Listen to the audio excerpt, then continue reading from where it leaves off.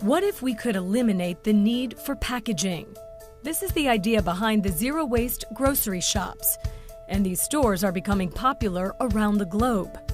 One of the pioneers of the zero-waste shop is Catherine Conway. She started Unpackaged in 2006 in London, England, and has now partnered with a larger organic grocery chain called Planet Organic to help push her passion for zero waste. Unpackaged began as an independent shop, and now obviously we're working with big corporates, but there are now probably about 100 similar shops around the world that follow a zero waste model, and that has mirrored a growth in zero waste consumerism, if you can call it that, where there's a big online movement of zero wasters, and it's a philosophy and a goal to literally create no waste at home. Lots of these shops are springing up, and we all have a similar aim, we all have a similar way of doing things, a way of encouraging customers to bring their own containers.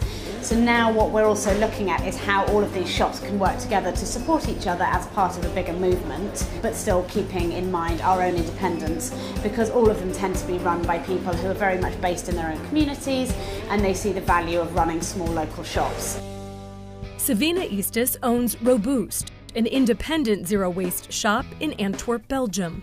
I guess the biggest motivation for me to start this zero-waste shop was personal frustration with the huge amounts of garbage that I had to throw out myself every week. And so it got me thinking, and this was the most sensible solution.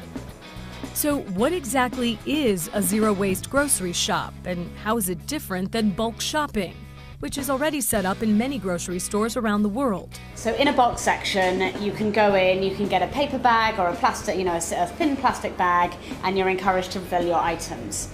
Refilling is slightly different because it's saying you can bring us any container, and we're going to tear weight the container so you don't pay for the weight of your packaging, and you can fill it with whatever quantity you like.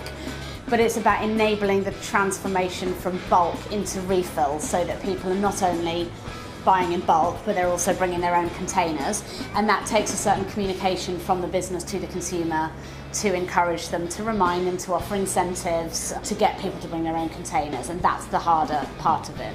We've had lots and lots of schools coming in with groups of children, and it really sticks with them. A lot of the children came back later with their parents to show what they had seen. That's amazing. That really means that even for children, it's a new way of doing their shopping that it just sticks. According to Conway, growing the zero-waste movement is all about encouraging people to make some simple changes. We reuse things all the time without thinking about it. You go into a restaurant, the plate is reused, the cutlery is reused. You go to a bar, the glass is reused. There are so many things that we reuse without even thinking about it, that actually it's just taking that reuse system into what has become a very disposable culture. I think now people are very used to bringing their own canvas bag or tote bag to a shop, and what we're trying to say is just remember to put some Tupperwares inside it and then do the same process.